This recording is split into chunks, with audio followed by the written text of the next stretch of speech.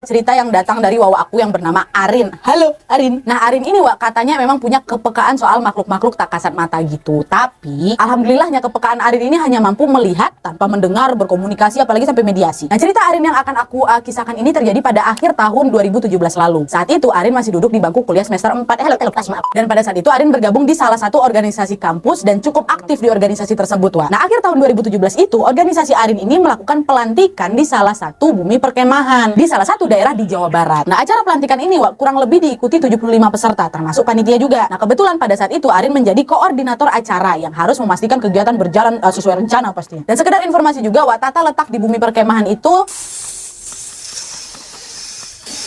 sekedar informasi tata letak di bumi perkemahan itu, tempat camp para peserta itu berada paling ujung belakang dari pintu gerbang masuk. Letaknya agak menurun ke bawah dan dihimpit kanan kiri sama tebing dengan lapangan agak luas tuh di tengah. Nah, di bagian paling depan ada gazebo cukup besar yang memang mereka gunakan untuk tempat acara utama. Terus tenda-tenda peserta itu dibuat kayak bentuk letter L gitu, sedangkan letak tenda panitia itu agak memojok ke belakang dekat WC umum dan satu gazebo kecil yang memang digunakan untuk menaruh barang panitia dan juga keperluan memasak lainnya. Nah, singkat cerita, di hari pertama Arin datang lebih dulu nih sama 4 panitia yang lain untuk sekedar ya mengecek lokasi dan memastikan tenda sudah terpasang nih sesuai jadwal hari itu. Nah, di bumi perkemahan itu ada banyak tempat nih yang sebenarnya bisa mereka pilih, hanya saja mereka memang memilih tempat yang paling bawah tadi itu. Yang untuk menuju ke sana aja mereka harus memutar ke sisi lapangan utama dan menuruni banyak anak tangga. Nah, pada saat itu Arin ini ceklah sejumlah perlengkapan yang memang disediakan pihak penyewa, menyiapkan semua keperluan sebelum semua panitia dan peserta lain itu datang di siang harinya. Gak ada yang aneh awalnya memang, semua berjalan normal, semua berjalan normal sampai menjelang zuhur, beberapa rekan pun pamit lah untuk naik ke atas untuk melaksanakan sholat zuhur di musola yang memang letaknya ada di atas dekat pintu masuk. Hanya tinggal Arin aja lah tuh dan satu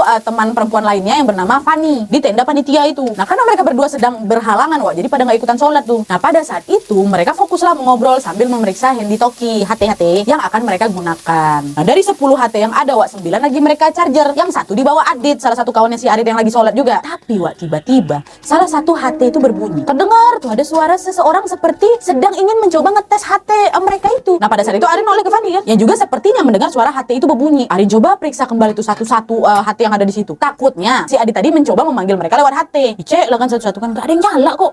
Gak ada loh, ada yang bunyi Arin, kata si Fani. Mereka ngitung ulang tuh jumlah HT itu sampai 4 kali. Mereka juga cek tombol on off-nya berkali-kali kan, tapi semua HT memang dalam keadaan mati. Tadi nggak sengaja ada yang masih nyala mungkin, kata si Arin kan, mencoba untuk menenangkan si Fani nih. Untungnya pada saat itu masih siang, jadi si Arin sama Fani itu nggak menganggap itu adalah kejadian aneh. Dah tuh, beberapa saat setelah waktu sholat selesai, 3 rekan Arin dan Fani ini berjalanlah menuju ke lokasi mereka. Pada saat itu Adit berteriak nih, udah teriak dari jauh, wajahnya nampak kesal deh, marah deh, sambil menghampiri si Arin sama si Fani. Ren, kalau mau cek HT itu nanti aja lah, tunggu panitia yang lain, kata si Adit. Adit ngomong sambil nunjukin HT milik dia itu. Arin kaget lah kan, dalam hati Arin ngebatin, panggil-panggil apa nih maksudnya? Arin bahkan tidak menyalakan HT itu sama sekali kan, Saat tadi salah satu HT berbunyi pun, Arin hanya memeriksa tombol on off tanpa menekan apa-apa. Terus Arin langsung ngomong, ngecek HT apa sih? Dari tadi HP pula. Dari tadi HT itu kan charger loh di situ semua, kata Arin nunjuk HT. Memang masih berjejer rapi, HT-HT itu yang lagi dicas. Adit bingung ya kan?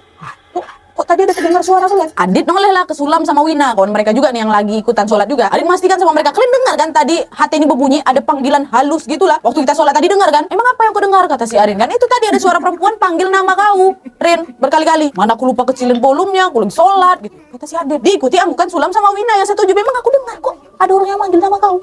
Kata si Arin sama Fani kan. Natap mereka satu sama lain. Si Arin pun nanya sama Fani, kok nengok kan aku gak ada ngapa-ngapain HT ini? Gak ada memang Arin. Karena memang mereka berdua sama sekali tidak mencoba untuk ngetes tuh HT, Akhirnya mereka berlima ya udahlah, saling diam aja. Suasana pun mendadak aneh dan tegang gitu. Nah, untungnya waktu itu Sulam mencairkan suasana dengan menenangkan mereka. Udahlah, mungkin aja HT tadi tuh error, perlu dicas. Jadi terdengar suara asing gitulah. Tapi kedengarannya kayak panggil nama kau gitu, kata Sulam. Dah nih, ya udah mereka lupakan lah itu semua. Nah, singkat cerita, kejadian itu ya udah mereka abaikan gitu aja sampai akhirnya panitia dan peserta pun berdatangan nih menggunakan mobil yang disewa beramai-ramai. Saking sibuknya waktu itu, Arin tidak memperhatikan kejadian-kejadian kecil seperti banyak anak-anak kecil atau lebih tepatnya makhluk yang tubuhnya kecil lah gitu berlarian di tengah-tengah lapangan itu. Dia lompat dari satu tenda ke tenda lainnya kayak kelelawar, kata Arin. Saat itu Arin hanya berpikir, oh itu hal biasa lah, apalagi ini di hutan ya pasti banyak lah penunggunya. Dan nih hari pun berlalu dan maghrib pun tiba. Nah, pada saat itu karena memang jarak musola itu jauh dari tempat mereka dan harus naik lagi kan ke atas melewati anak tangga yang gelap itu, panitia pun memutuskan untuk menggelar sholat maghrib berjamaah di tengah lapangan itu. Dilanjut lagi dengan acara mengaji bersama. Nah, karena pada saat itu Arin kan lagi berhalangan, Arin pun berbagi tugas tuh dengan yang lain untuk berkeliling memeriksa ke tenda, barangkali ada peserta yang masih ada di tenda gitu. Arin waktu itu hanya berbekal senter HP Wak, untuk memeriksa tenda itu satu persatu ya. Karena untungnya nggak ada yang aneh. Arin dan Fani pun berdirilah di barisan belakang pada saat peserta dan panitia lainnya itu lagi ngaji bersama. Nah sesaat kemudian Wak, Arin ngeliriklah ke arah tebing kan, tebingnya sebelah kanan. Ada seseorang dengan perawakan tinggi besar sedang berdiri di atas tebing dan mengawasi mereka yang ada di bawah. Nah karena memang tebing itu gelap Wak, jadi Arin ini nggak bisa lah melihat dengan jelas siapa orang yang berdiri di atas tebing itu ya kan. Yang jelas dia kelihatan orang tuh kayak lagi natap mereka gitu. Nah sampai akhirnya Wak, Arin nanyalah sama Fani, Fan, itu yang berdiri di atas tuh siapa?